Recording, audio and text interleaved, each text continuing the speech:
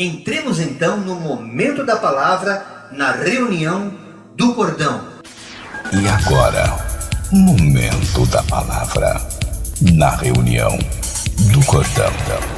Tema de hoje: ide e fazei discípulos.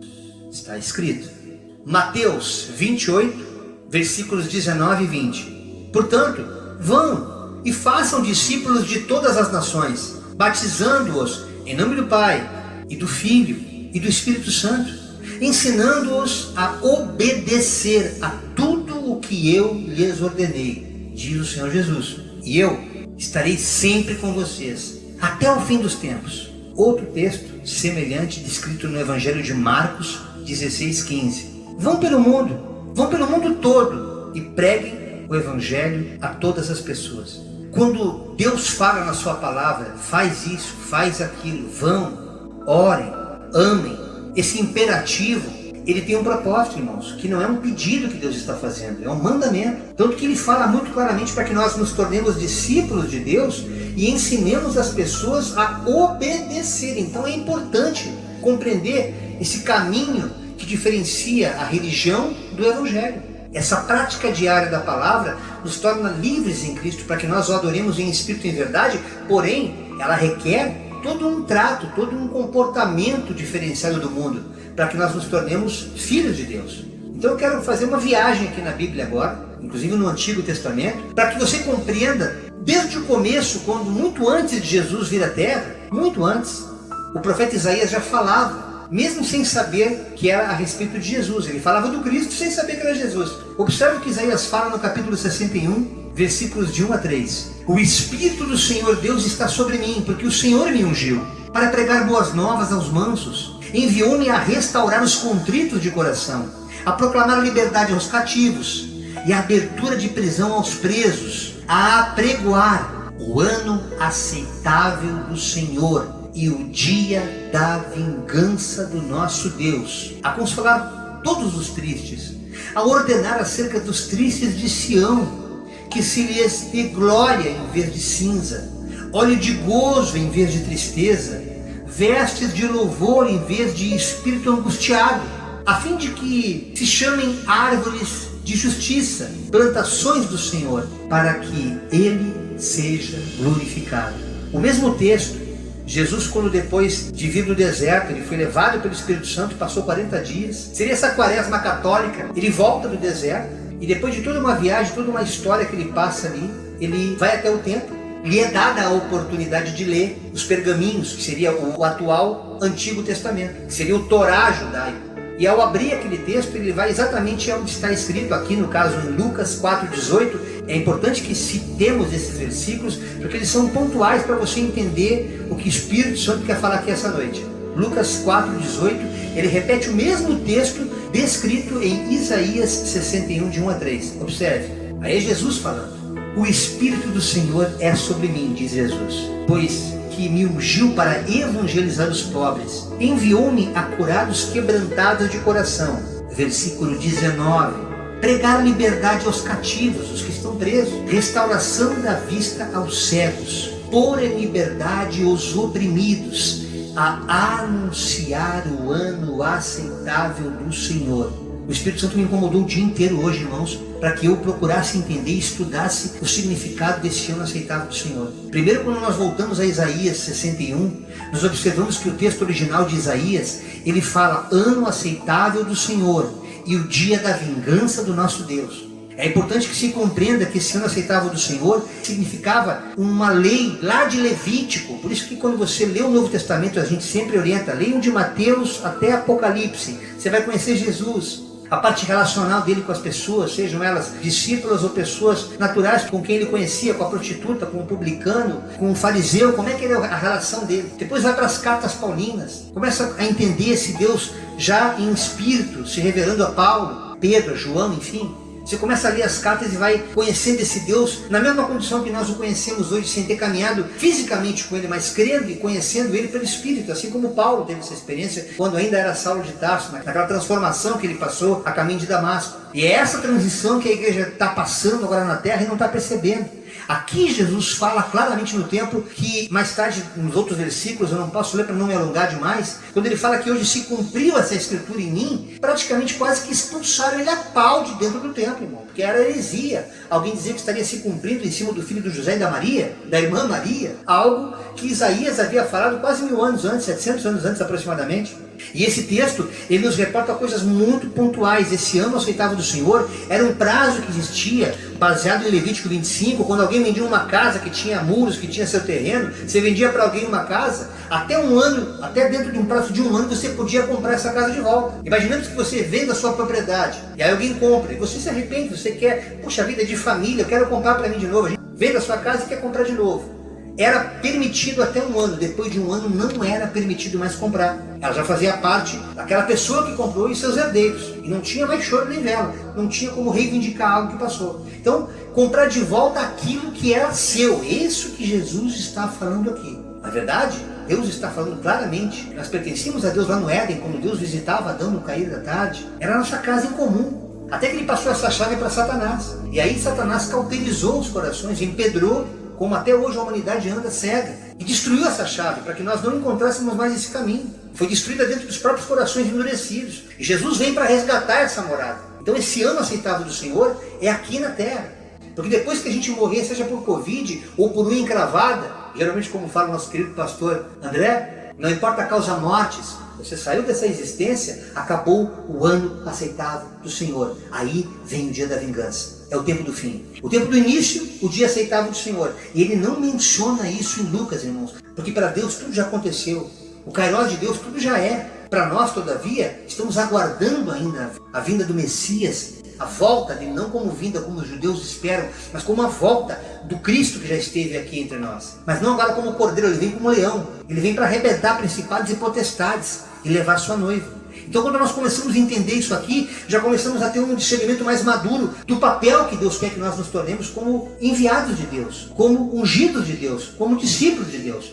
E diante dessa compreensão, o texto fala claramente que Jesus nos avisa na sua palavra que ele vem para apregoar o tempo aceitável, ou seja, nesse tempo que a humanidade está vivendo, ainda é tempo de se redimir, ainda há tempo de se voltar para Jesus. Depois que sair dessa terra, não mais, irmãos. Deus mais chora, ele não tem prazer que ninguém se perca, no sentido não de ir a óbito, mas no sentido de morrer espiritualmente, porque morrer todos nós vamos, sair desse corpo corruptível, todos nós estamos em contagem regressiva, não sabemos como vamos sair daqui, se é por um Covid ou por qualquer outra causa mortes, mas vai acontecer, e é isso que a igreja tem que estar atenta, para que nós evangelizemos as pessoas acerca dessa esperança da ressurreição. Em Lucas 4,18, o Espírito do Senhor é sobre mim, pois me ungiu para evangelizar os pobres. Então aqueles que mais carecem hoje, os mais necessitados, especialmente nessa pandemia, onde falta pão, onde falta água, onde a igreja precisa se mobilizar, já que o governo, o Estado não se preocupa com isso, até porque não tem consciência do quão grave está sendo isso na vida daqueles especialmente mais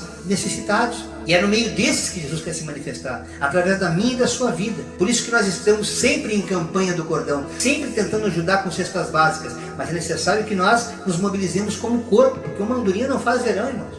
Deus nos convoca como igreja, como corpo, em Atos 20, 24, mas em nada tenho a minha vida por preciosa, contanto que cumpra com alegria a minha carreira e o ministério que recebi do Senhor Jesus, para dar testemunho do Evangelho da graça de Deus. Lucas fala tremendamente aqui, em nada tenho a minha vida por preciosa. Precioso é o Evangelho que está em mim. Por mais que eu tenha formação acadêmica, por mais que eu me julgue alguma coisa nessa terra, você, amigo doutor, amiga doutora que nos escuta hoje, advogado, quem sabe, PhD em alguma coisa, não se estribe nesse conhecimento, que isso é de pouco valor para o mundo espiritual. Utilize esse talento em prol do reino de Deus, para que nós, através do nosso talento, ajudemos, cooperemos, contribuamos para o crescimento do nosso próximo em amor. Então não se estriba nisso, de nada a minha vida é preciosa, contanto que se cumpra com alegria essa carreira que Deus nos propôs. E o ministério, ou seja, serviço, que cada um de nós enquanto igreja recebemos de Jesus. Para quê? Para dar testemunho do Evangelho da graça de Deus. Eu tenho batido muito nisso, irmãos. Testemunho. Não apenas contar o que Deus tem feito em tua vida, mas você, como carta viva, ser o próprio testemunho daquilo que Deus fez e daquilo que Deus faz. Mas abrir tua boquinha, contando sim o que Deus já fez, aquilo que tu já suportou, mesmo que seja uma cura de Covid, para honra e glória do Senhor, para que se cumpra com alegria essa carreira, é necessário que nós testemunhemos. É isso que o Evangelho da Graça de Deus espera de cada um de nós. Há muitas pessoas que são abençoadas, há irmãos que nos pedem oração, e a gente percebe assim, coração contrito, apertado, e depois, irmãos, a gente só fica sabendo notícia de quem veio a óbito, mas aquele que está bem nunca chega mais nenhuma gratidão, não a nós, irmãos, não a nós, mas a ele. Somos apenas intermediadores, mediadores, intermediários, intercessores, chame como você quiser. Estamos aqui apenas para levar, carregar em oração, conforme o papel ministerial que Deus nos incumbiu como igreja. Porque esse é o poder. O Espírito Santo de Deus nos ungiu para isso. Não estamos de brincadeira aqui não, meus irmãos. Mas é importante que você também se sinta igreja e se sinta incluído como corpo, para que isso seja uma verdade, para que você também não tenha por preciosa a tua vida, a não ser para que tudo que você produz, para tudo que você é, pela tua formação, seja área educacional ou acadêmica, seja em prol do reino de Deus. É para isso que a igreja é chamada nessa última hora, especialmente. Em Marcos 8,35, porque qualquer que quiser salvar a sua vida, perdê-la-á. Mas qualquer que perder a sua vida por amor de mim e do Evangelho, esse a salvará. Então não coloque essas prioridades naturais, essas prioridades materiais na tua vida como algo fundamental. Faça sim, dê valor sim às coisas que você tem, construa, case, almeje ganhar mais, promoções para quem é empregado, trabalha com empresa, ou pioneiro, quem está abrindo um negócio em plena pandemia, mas não se esqueça que tudo isso Deus quer que nós submetamos ao amor de Deus, ao Evangelho, para que nós possamos nos salvar. Há uma condição aqui clara: esse a salvará, por amor de mim e do Evangelho. Ou seja, aquele que perder a sua vida por amor de mim. Perder a sua vida não é necessariamente morrer, perder a sua vida é deixar em segundo plano os seus sonhos, os seus projetos, mas os sonhos de Deus no seu coração como primícia, como algo fundamental a partir de então, para que você se torne uma pessoa espiritual, e não essas pessoas naturais que você tem visto aí no teu dia a dia, as quais até muitas vezes refutam qualquer evangelismo, qualquer assunto concernente a Deus. João 13,35, nisto todos conhecerão que sois meus discípulos, se vos amardes uns aos outros. É nessa comunhão, é nessa koinonia que a gente vai mostrando, se mostrando e demonstrando Deus vivo em nossas vidas, não como uma religião, mas como presença viva, espiritual. Porque nós temos que ser luz do mundo, como fala Mateus 5, 15 e 16. Não se pode esconder uma cidade edificada sobre um monte. Nem se acende uma candeia, um lampião, e se coloca debaixo de um alqueire, mas do velador, e dá luz todos que estão na casa. Assim resplandeça a vossa luz diante dos homens, para que vejam as vossas obras e glorifiquem a vosso Pai que está nos céus. Eu vejo muito crente falando assim: pastor, mas você tem que entender que a salvação não é por obras. Então já aceitei a Jesus, deixa eu quietinho no meu sítio, deixa eu descansar, estou lá orando, estou lá fazendo isso, fazendo aquilo, mas você esqueceu que o fato de você não ser salvo pelas obras, sim, meu irmão, minha irmã, o fato de você ser salvo pela graça, o indicador de que você é salvo são as boas obras, e isso Deus vai cobrar de ti. Você vai ser salvo sim. Que obras você está apresentando? Eu não quero entrar no assunto agora. É de palha, de ferro, é de bronze, é de ouro? Aquele dia, no dia da peneira, no dia do Senhor, você vai ver, irmão, o bicho vai pegar mais que o Covid-19, porque aí não vai ser mais na tua carne, vai ser na tua alma. Vai ser uma decisão que você vai ter a partir de aqui para a eternidade. Pense bem nisso, meu irmão, minha irmã, que ainda está no comodismo, tema da pregação passada. Olha como o Espírito Santo tem me encaminhado a navegar no rio do Espírito, trazendo algo para edificar a tua vida, não mais como indivíduo, mas como igreja, como discípulo, para que você possa fazer discípulos, para que você possa ir e andar fazendo discípulos. Tremendo isso, irmãos, coisa maravilhosa. Luz tem que ficar no alto, não pode ficar escondido. Se você está cheio do Espírito Santo, deixa ele te usar, porque esse é o fundamento da igreja apostólica, irmãos.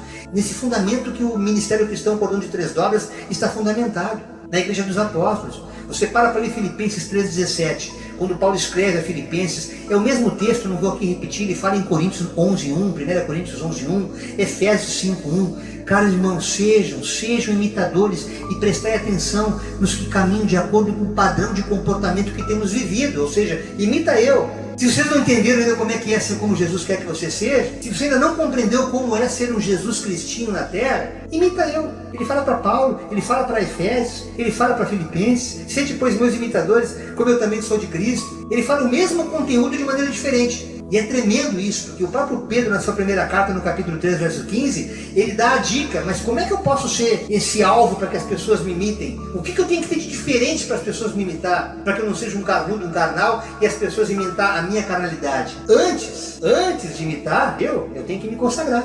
Então, antes, santificai a Cristo como Senhor em vosso coração, e estais sempre preparados para responder com mansidão e temor a qualquer que vos pedir a razão da esperança que há em vós. Diz uma coisa, pastor, que negócio é esse de Jesus? Como é que tu tem essa esperança? E você mansamente vai ter a paciência, irmãos. E como Deus tem dado paciência pra gente. Irmãozinhos que você fala 1, 10, 30 vezes, ele aprende, ele discerne aquilo, mas pelo fato dele não praticar, é como quem vai à aula de violão e não treina em casa. Quando volta pra aula não sabe nem colocar o dedo nas cordas. Volta sempre a estaca zero, porque não pratica o que aprendeu. Se você não pratica, você não consegue desenvolver. Então você não tem mais referência.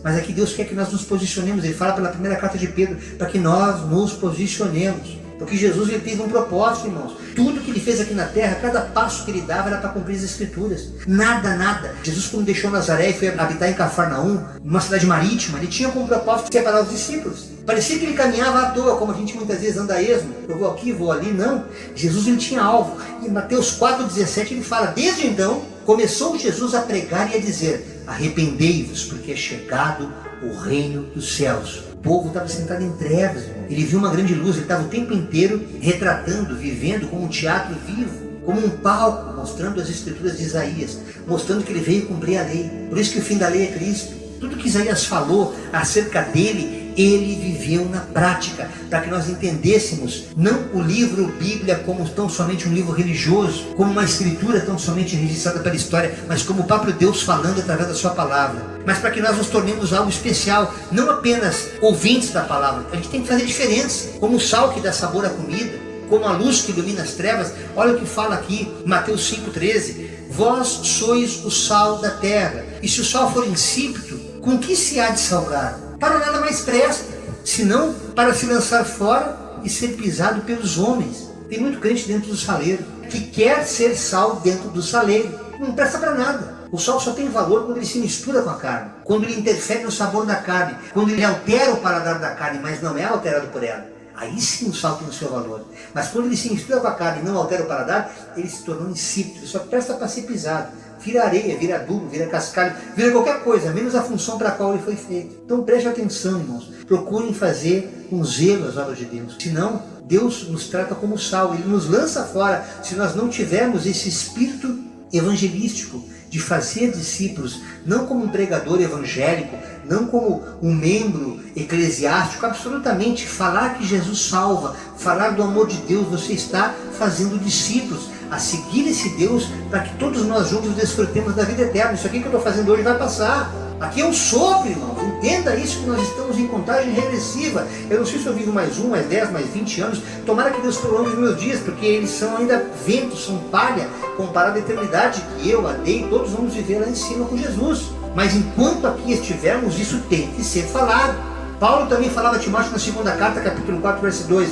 Paulo era tão tremendo que ele sabia que Timóteo tinha uma característica, assim como às vezes eu falo com alguns irmãos. Há irmãos aqui no cordão que eu pego mais firme. Não vou pontuar nomes aqui, é claro. Mas com a mesma convicção, com o mesmo ardor, com o mesmo calor, com a mesma vontade, Paulo via em Timóteo, ele se enxergava em Timóteo. Ele sabia que Timóteo ia ser seu sucessor, porque ele tinha essa mesma destreza, essa mesma vontade, esse mesmo zelo pelas almas. Tanto que ele cuidou de igrejas em Éfeso e foi um cara extremamente importante na igreja. Por isso essas cartas de Paulo a Timóteo. Como às vezes eu tenho assim, o WhatsApp de Jairo ao irmão tal. É com esse propósito de justamente exortar, sacudir a pessoa para ver se ela se acorda para coisas que Deus quer prepará-la para a obra de Deus. Veja o que Paulo fala aqui na segunda carta de Timóteo 4,2. Pregue a palavra, Timóteo. Esteja preparado a tempo e fora de tempo. Repreenda, corrige, exorte, ou seja, aconselha, divirta, com toda a paciência em doutrina. Admoeste, ou seja, repreenda com brandura. Mas fala das coisas que eu estou te mandando falar. Deixa eles pensar que tu é fanático, que tu é louco. Faz o teu papel e deixa que os outros julguem. Há irmãos que se calam, ele não vai me dar ouvido mesmo. Jesus fala que até no meio dos seus ele não fez milagre porque não deram crédito para ele. Sabemos disso, mas Deus todavia quer que nós insistamos com aqueles que estão aqui, para que naquele dia não venha nenhum tipo de arrependimento. Por que eu não ouvi? Ouviu sim, mas você não quis obedecer por livre arbítrio, por livre escolha. Então você sois o sol da terra. Se eu sou o sol da terra, eu tenho que me posicionar, eu tenho que pregar, eu tenho que levar sabor a essas pessoas, para que elas sejam alteradas, para que elas sejam transformadas, para que elas possam alcançar o socorro de Deus. Olha que Atos 26, 22 e 23 fala: mas alcançando o socorro de Deus, que é o que muitos estão buscando aqui nesse tempo, ainda até o dia de hoje permaneço dando testemunho, de novo testemunho, tanto a pequenos como a grandes, não dizendo nada mais do que os profetas e Moisés disseram o que devia acontecer. Ou seja, a sombra do Antigo Testamento é tudo para a luz que existe agora aqui no Novo Testamento, isto é, que o Cristo deveria padecer, e sendo o primeiro da ressurreição dos mortos, devia anunciar a luz a este povo e aos gentios. Se ele é o primeiro, nós somos os próximos nessa mesma ressurreição. Mas muitos não sabem disso. Por quê? Porque eles não leem Bíblia, porque eles não assistem às reuniões do cordão, porque eles não entram no nosso canal, não participam de igreja nenhuma, estão preocupados com Copa disso, Copa daquilo, e tantos eventos que tiram a atenção do alvo principal, que é a palavra de Deus. Porque é assim que é, e é assim que vai ser até o fim, a menos que eu ou você façamos a diferença na vida dessas pessoas cuja mente já está corrompida, cuja incredulidade já está instalada. Mas a partir do momento que você buscar esse Deus, lá no teu quarto, como eu sempre falo, quando falo Mateus 6, quer falar com Deus? Lá em Mateus capítulo 6 tem a fórmula. Quer falar com Deus?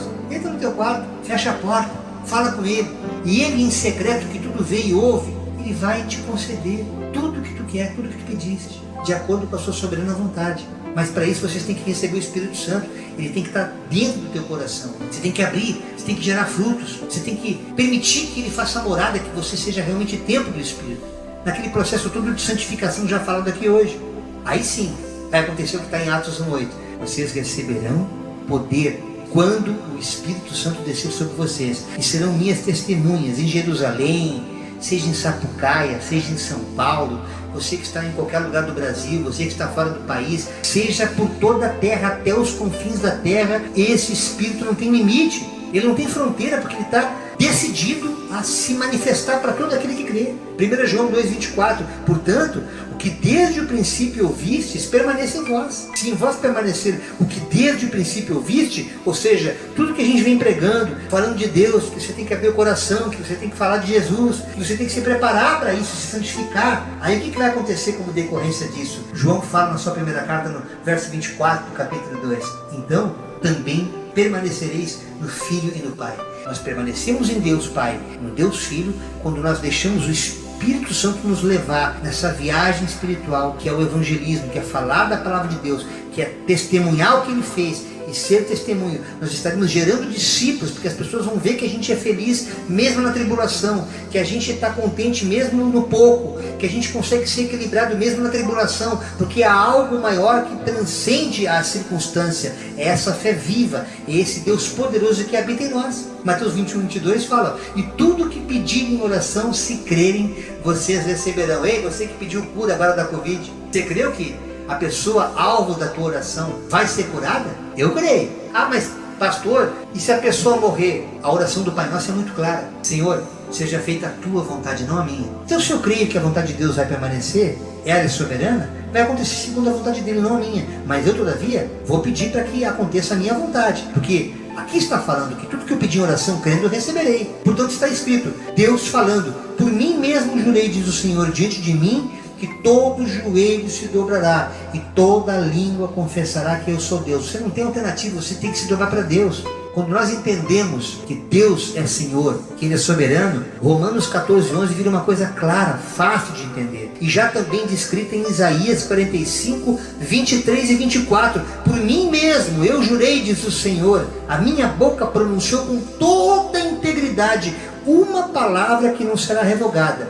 Diante de mim todo joelho se dobrará, junto a mim toda língua jurará. Dirão a meu respeito: somente no Senhor estão a justiça e a força. Observe agora: todos os que o odeiam virão até Ele e serão envergonhados. Sabe aquele adágio que a gente ouve em macumba, a gente ouve em muitas outras religiões, Não vem pelo amor, vem pela dor. Aqui está uma verdade espiritual de Deus soberano. Todo joelho vai ter que reconhecer que Ele é Senhor. Porque você querendo ou não, você é criatura dele. Você aceitando ou não esse evangelho, você querendo criar uma outra doutrina, resolver ser anátema, pastor. Apostatei, virei um diabo. Não importa. Você vai ver a ira do Senhor. É o dia da vingança, como está lá em Isaías 61. Tem um dia aceitável, Senhor. Aproveita que é agora. Não espera o dia da vingança, meu irmão, minha irmã. Entrega para Deus. Permita que você seja templo do Espírito. Ah, mas eu tenho vergonha, eu sou tímido, eu não tenho essa fluência como o senhor tem de falar, eu não tenho essa oratória, pastor. Eu tenho até vergonha. Lá no trabalho eu não posso falar de Jesus, senão vai dar problema. Seja Jesus. Ama teu próximo. Fala do amor. Não fala de religião. Jesus nunca falava de si mesmo. Ele era Jesus. Quando você é um Jesus, as pessoas vão querer entender o que você tem. Eu tenho Jesus. Aí ele passa a ser assunto, ele passa a ser pauta. Mas enquanto isso, seja Jesus. Olha que Paulo fala aqui em Romanos 1,16, e eu já estou quase encerrando, meus irmãos. Porque eu não me envergonho do Evangelho de Cristo, pois esse Evangelho é o poder de Deus para a salvação de todo aquele que crê. Primeiro o judeu, que foi para esses que Jesus veio, não deram crédito. Aí depois foi para os outros, grego, todas as nações, todos. Por isso que quando nós louvamos a Deus, como eu louvei aqui essa noite, o Salmo 105, verso 1 diz: louvai ao Senhor e invocai o seu nome, fazei conhecidas as suas obras entre os povos. A única maneira de eu fazer a obra de Deus conhecida entre os povos é fazendo discípulos para seguir. Através das obras eu vou fazendo discípulos, eu vou andando, é um gerúndio, indo, andando, amando, abençoando, alimentando, vestindo, muitas vezes até patrocinando, para que Deus, se agradando de ti, Ele faça a diferença na tua vida. E eu encerro aqui Malaquias 3,18. Então, vocês fazendo tudo isso que foi lido aqui essa noite, essa verdadeira fórmula de como fazer discípulos, porque está escrito, é assim que tem que ser. É um mandamento, não é um pedido, gente. Aí vai se cumprir o que está lá em Malaquias 3,18. Então vocês verão novamente a diferença entre o justo e o pecador, o ímpio, entre aquele que serve e aquele que não serve a Deus. Faça isso, faça com amor a obra de Deus. Tudo que tu fizeres ao próximo, faça não como a homens, mas faça como ao próprio Deus. Qualquer atividade profissional que você tiver, qualquer atividade que você fizer, tudo seja para honra e glória dele. Aí você vai ver a diferença de estar servindo a Deus entre aqueles que não servem. Esta foi a mensagem que Deus colocou no meu coração nesse dia 17 de março de 2021, na reunião do Cordão. Não tenho pressa, não tenho pressa. Tudo no tempo de Deus.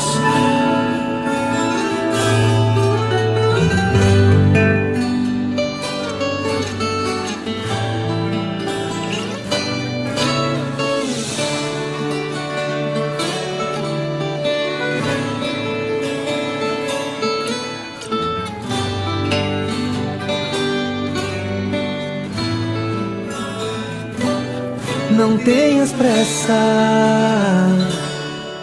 Há um tempo e um solo certo para semear.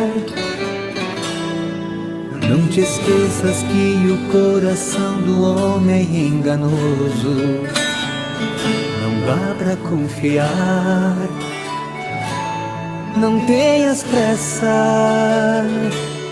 Há um tempo certo para todas as coisas debaixo do céu. Se plantares a boa semente junto ao ribeiro, no devido tempo o fruto é fiel. Não tenhas pressa que o tempo de Deus não é o nosso tempo. A tua vitória a qualquer momento Deus vem preparando para te entregar. Pois se colheres o fruto da terra sem escar maduro, não terás proveito, é colher no escuro sem a luz de Deus para te iluminar. Eu aprendi que fé é a certeza das coisas que espero e que não posso ver. Pela palavra Deus fez o universo, pela fé eu creio e posso entender. Então, amigo, escute a palavra, não te precipites em querer colher. O nosso Deus nunca nunca chega atrasado, e na hora certa tu irás vencer.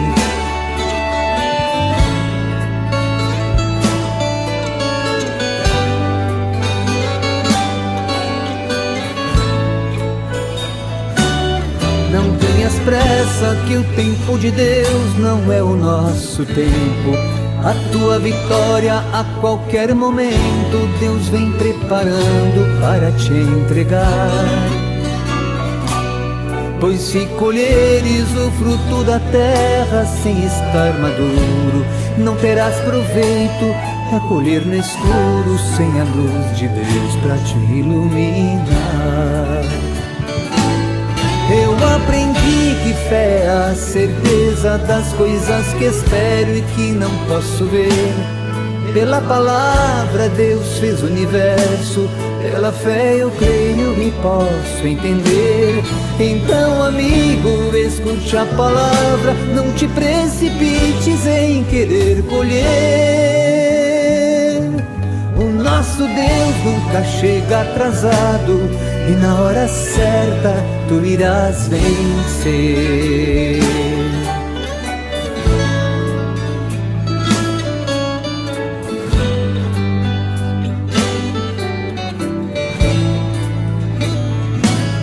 Eu aprendi que fé é a certeza das coisas que espero e que não posso ver.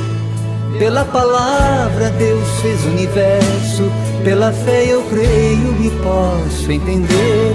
Então, amigo, escute a palavra, não te precipites em querer colher. O nosso Deus nunca chega atrasado, e na hora certa tu irás vencer. Fiquem todos na graça e na paz do Senhor Jesus. Obrigada pela presença de todos.